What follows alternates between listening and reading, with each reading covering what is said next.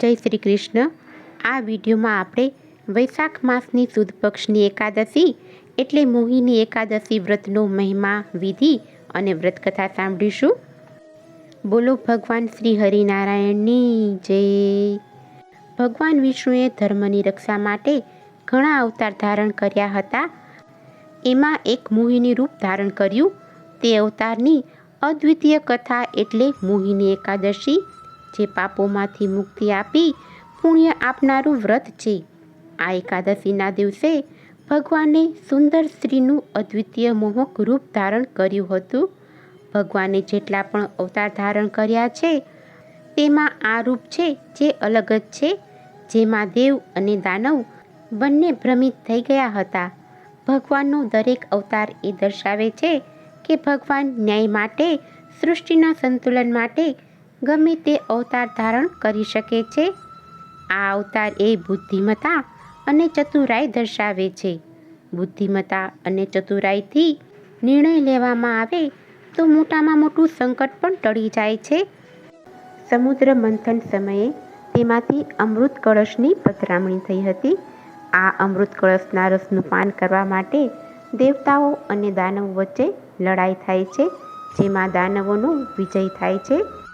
દેવતાઓ જીતી અને અમૃત રસનું પાન કરે તો તેઓ અમર બની જાય, આથી જગતનું કલ્યાણ થાય. અને જો અસુરો જીત્યા છે અને અસુરો અમૃત રસનું પાન કરીને જગતનો સંહાર કરે, માટે જગતના ઉદ્ધાર માટે ભગવાન શ્રી હરિનારાયણ દાનવો પાસેથી અમૃત કળશ લેવા માટે મોહિની દેવીનું સ્વરૂપ ધારણ કરે છે. અને આ દિવસે એકાદશી હોવાથી આ અગિયારસને એટલે કે વૈશાખ સુદ અગિયારસને મોહિની એકાદશી કહેવામાં આવે છે. ભગવાન નારાયણે અતિ સ્વરૂપવાન અને તેજવાળું મોહિનીનું રૂપ ધારણ કરી દાનવો પાસેથી કળશ લઈ અને તેમાંથી અમૃત રસનું પાન કરાવે છે. નૃત્ય કરી અને અમૃત રસનું પાન કરાવતા સમયે દેવતાઓને અમૃત કળશમાંથી અમૃત આપે છે, જ્યારે દાનવોને પાણી આપે છે. આ રીતે ભગવાન શ્રી હરિ જગતના કલ્યાણ માટે ધારણ કરેલા સ્વરૂપોમાંથી મોહિની સ્વરૂપ એ ભગવાન શ્રી હરિનો જ અવતાર છે. સમુદ્ર મંથન અને રાહુ કેતુની કથા પણ જોડાયેલી છે. ભગવાન નારાયણ યુગે યુગે અવતાર ધરી ભક્તોની મનોકામના પૂર્ણ કરી અને ભક્તોનું રક્ષણ કરે છે. આ એકાદશીની તિથિ એ ભગવાન નારાયણને અતિ પ્રિય છે. દરેક એકાદશીના સ્વામી ભગવાન શ્રી હરિનારાયણ છે. આ એકાદશી જે મહિનામાં 2 વખત આવે છે, સુદ પક્ષની અને વદ પક્ષની, દરેક એકાદશી એ ભગવાન નારાયણને સમર્પિત છે. આપણા ઋષિ મુનિઓએ પાપ, પુણ્ય, સ્વર્ગ, નર્ક આદિનો વિચાર કરી સારા કર્મ કરવા માટે વ્રત, જપ, ઉપવાસનો મહિમા કહેલો છે. જેમાં એકાદશીનું વ્રત એનો મહિમા અનેરો છે.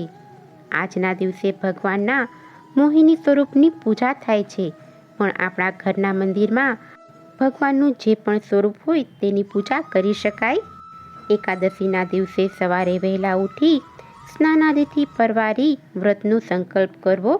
ઘરના મંદિરની સાફ સફાઈ કરી ભગવાનને પંચામૃત તથા શુદ્ધ જળથી સ્નાન કરાવી ધૂપ, દીપ, નૈવેદ્યથી પૂજા કરવી, ઘીનો દીવો કરવો, આરતી કરવી અને વ્રત કથા સાંભળવી.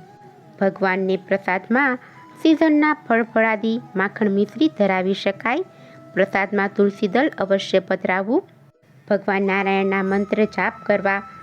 આખો દિવસ કોઈની નિંદા કુથલી કરવી નહીં અને દિવસ દરમિયાન ઊંઘવું નહીં. મોહિની એકાદશીનું વ્રત કરવાથી સૌભાગ્ય અને સફળતાની પ્રાપ્તિ થાય છે. ભગવાનના આશીર્વાદ મેળવી શકાય છે. માતા લક્ષ્મીના આશીર્વાદ પણ મળી રહે છે.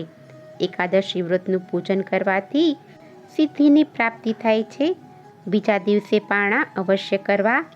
આ દિવસે ગાય માતાનું પૂજન કરવું, તુલસી માતાની પૂજા કરવી, પીપળાનું પૂજન કરવું અને દાન પુણ્ય કરવા. ભગવદ્ ગીતાનો પાઠ પણ કરી શકાય.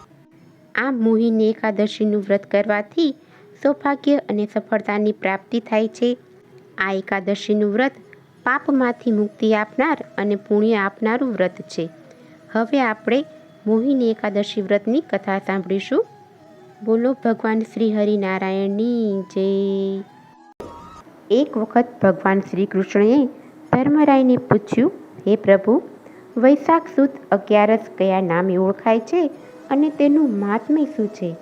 ત્યારે દીનદયાળ ભગવાને જવાબ આપ્યો કે હે ધર્મરાય, વૈશાખ શુક્લ પક્ષની એકાદશી મોહિનીના નામે ઓળખાય છે અને તમારા જેવો જ પ્રશ્ન શ્રી રામચંદ્રજીએ વશિષ્ઠ મુનિને પૂછેલો અને મોહિની એકાદશીના મહાત્મ્ય અંગે વશિષ્ઠ મુનિએ શ્રી રામચંદ્રને જે કથા કહી હતી તે હું તમને જણાવું છું, તે તમે સાંભળો. પૂર્વકાળે સરસ્વતી નદીના તીરે ભદ્રાવતી નગરીમાં દ્યુતિમન નામે રાજા રાજ્ય કરતો હતો. તેના નગરમાં ધનપાળ નામે નગર શેઠ હતો. તેને 5 પુત્રો હતા. સુમિત, દ્યુતિમાન, મેઘાવી, સુકૃત અને દુષ્ટ બુદ્ધિ. અસંસ્કારી અને ખરાબ વર્તનવાળો હતો. તેની બુદ્ધિ દુષ્ટ હતી, તેથી તે અવિચારી કાર્ય કરતો હતો. એ વેશ્યાગામી થયો હતો, તેથી તેના પિતાએ તથા તેના 4 બાંધવોએ તેનો ત્યાગ કર્યો. દુષ્ટ બુદ્ધિ આથી ઘરમાંથી ચાલ્યો ગયો. તે વેશ્યાગામી હોય તેણે તેના ઘરેણાં વેચી નાખ્યા, પછી ચોરી કરવા લાગ્યો. ચોરી કરતા એક વખત રાજ્યના સિપાઈઓના હાથે પકડાઈ ગયો અને શેઠનો પુત્ર જાણી છોડી મૂક્યો. છતાં તે ન સુધર્યો અને ફરી ચોરી કરવા લાગ્યો. તેથી જ રાજકર્મીઓએ તેને ખૂબ માર્યો અને નગરમાંથી કાઢી મૂક્યો. તે અઘોર જંગલમાં ચાલ્યો ગયો અને અભક્ષી ભક્ષ કરી જીવા લાગ્યો. એક દિવસ એ ભગીરથી ગંગાના કિનારે જઈ ચડ્યો. ત્યાં કૌટિલ્ય ઋષિ સ્નાન કરતા હતા. તે તેમની નજીક પહોંચી ગયો. જેવા ઋષિ સ્નાન કરી અને વસ્ત્રો નીચવતા હતા, તેના પાણીના છાંટા તેને ઉડ્યા. તેની સાથે જ તેને સુબુદ્ધિ પ્રાપ્ત થઈ. તેના પાપ નાશ પામ્યા.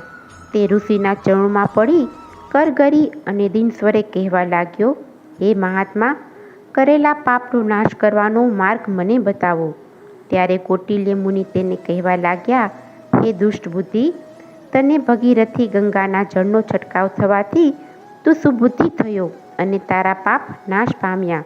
પણ હું તને આજ્ઞા આપું છું કે વૈશાખ સુધી મોહિની એકાદશીનું વ્રત કર, જેથી તારા સઘળા પાપો નાશ પામશે અને તું સુખ પ્રાપ્ત કરી શકીશ. દુષ્ટ બુદ્ધિએ વિધિપૂર્વક મોહિની એકાદશીનું વ્રત કર્યું.